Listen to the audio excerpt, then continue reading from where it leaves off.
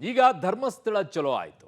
ಇನ್ನೊಂದು ಕಡೆಗೆ ಬಿಜೆಪಿ ಈಗ ಚಾಮುಂಡಿ ಚಲೋ ಮಾಡೋಕ್ಕೆ ಯೋಚನೆಯನ್ನ ಮಾಡ್ತಾ ಇದ್ದಾರೆ. ಅಂದ್ರೆ ಯಾಕೆ ಅಂತಂದ್ರೆ ಎಲ್ಲವನ್ನೂ ಕಾಂಗ್ರೆಸ್ಸೇ ಕೊಡ್ತಾ ಇರೋದ್ರಿ.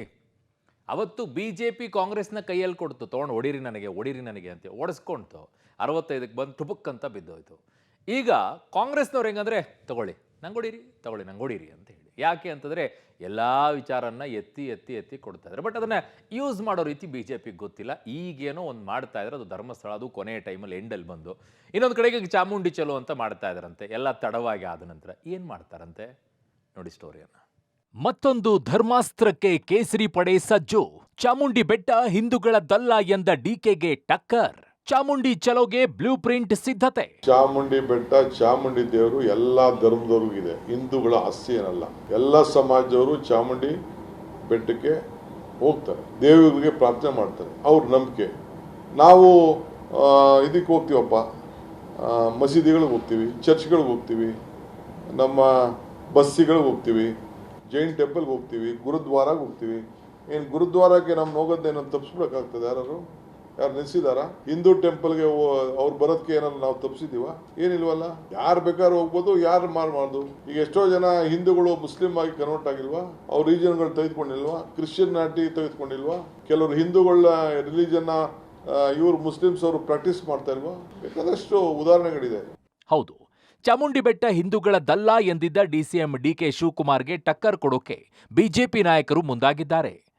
ಚಾಮುಂಡಿ ಬೆಟ್ಟ ಹಿಂದೂಗಳದ್ದೇ, ಹಿಂದೂಗಳದ್ದು ಮಾತ್ರವೇ, ಹೀಗಂತ ಹೋರಾಟದ ಬಿಸಿ ಮೂಲಕ ಡಿಸಿಎಂ ಡಿಕೆಶಿ ಹಾಗೂ ಸರ್ಕಾರಕ್ಕೆ ಮನವರಿಕೆ ಮಾಡಿಕೊಡಲು ಬಿಜೆಪಿ ಮುಂದಾಗಿದೆ. ಧರ್ಮಸ್ಥಳ ಚಲೋ ಮಾದರಿಯಲ್ಲೇ ಚಾಮುಂಡಿ ಚಲೋಗೆ ಕೇಸರಿ ಪಡೆ ಸಜ್ಜಾಗ್ತಿದೆ. ಮೈಸೂರಿನಿಂದ ಚಾಮುಂಡಿ ಬೆಟ್ಟದವರೆಗೆ ನಡಿಗೆ ಜಾಥಾ. ಬಿಜೆಪಿಯಿಂದ ಮತ್ತೊಂದು ಹಿಂದುತ್ವ ಅಸ್ತ್ರ ಪ್ರಯೋಗ. ಮೈಸೂರಿನಿಂದ ಚಾಮುಂಡಿ ಬೆಟ್ಟದವರೆಗೆ ನಡಿಗೆ ಜಾಥಾಕ್ಕೆ ಬಿಜೆಪಿ ಚಿಂತನೆ ನಡೆಸಿದೆ. ವಿಜೇಂದ್ರ ಆರ್ ಅಶೋಕ್ ನೇತೃತ್ವದಲ್ಲಿ ಚಾಮುಂಡಿ ಚಲೋಗೆ ಸದ್ಯದಲ್ಲೇ ಮುಹೂರ್ತ ಫಿಕ್ಸ್ ಮಾಡಲಾಗುತ್ತೆ. ಚಾಮುಂಡಿ ಚಲೋ ಮೂಲಕ ಮತ್ತೊಂದು ಹಿಂದುತ್ವ ಅಸ್ತ್ರ ಪ್ರಯೋಗ ಮಾಡಲಿದೆ.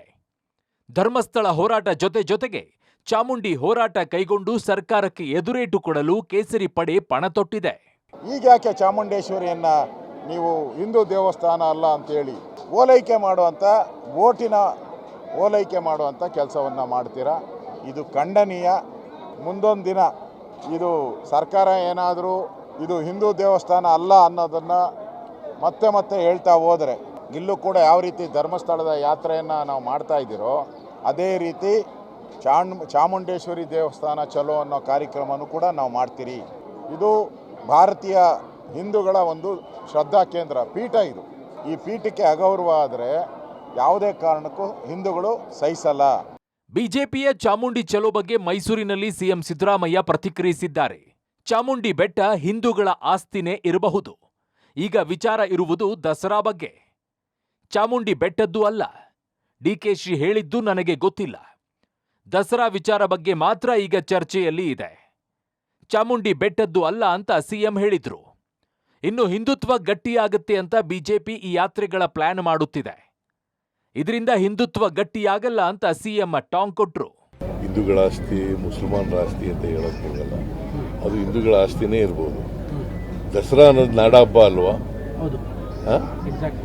ನಾಡಹಬ್ಬ ಅಂತಂದ್ರೆ ಏನು? ಎಲ್ಲರೂ ಸೇರ್ ಮಾಡೋದು. ಹಿಂದೂಗಳು, ಮುಸಲ್ಮಾನರು, ಕ್ರಿಶ್ಚಿಯನ್ರು, ಬೌದ್ಧರು, ಸಿಖ್ರು ಎಲ್ಲರೂ ಸೇರ್ ಮಾಡೋದು. ಮಾಡ್ತಾ ಇದ್ದೀವಿ. ಅಲ್ಲ, ಬಟ್ ಡಿ ಕೆ ಶಿವಕುಮಾರ್ ಅವರು ಇದು ಹಿಂದೂಗಳದಲ್ಲ ಅಂದ್ಬಿಟ್ರು. ಅವಾಗಿಂದ ಸ್ವಲ್ಪ ಇದು ಜಾಸ್ತಿ ಆಗೋಯ್ತು.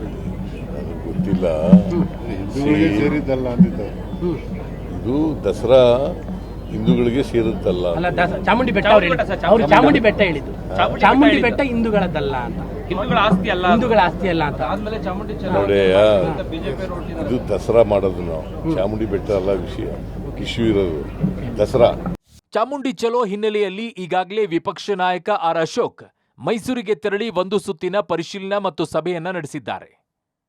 ಧರ್ಮಸ್ಥಳ ಚಲೋ ಮುಗಿದ ಬಳಿಕ ಪಕ್ಷದ ವೇದಿಕೆಯಲ್ಲಿ ಚರ್ಚಿಸಿ ಚಾಮುಂಡಿ ಚಲೋದ ರೂಪುರೇಷೆಯ ಬಗ್ಗೆ ಅಂತಿಮ ತೀರ್ಮಾನ ಕೈಗೊಳ್ಳಲಾಗುತ್ತೆ. ಒಟ್ಟಿನಲ್ಲಿ ಬಿಜೆಪಿಯ ಸರಣಿ ಹಿಂದುತ್ವ ದಾಳಗಳಿಗೆ ಕಾಂಗ್ರೆಸ್ ನಾಯಕರೇ ವೇದಿಕೆಯನ್ನ ಒದಗಿಸ್ತಾ ಇರೋದು ಸುಳ್ಳಲ್ಲ. Bureau report, public TV, Bengaluru.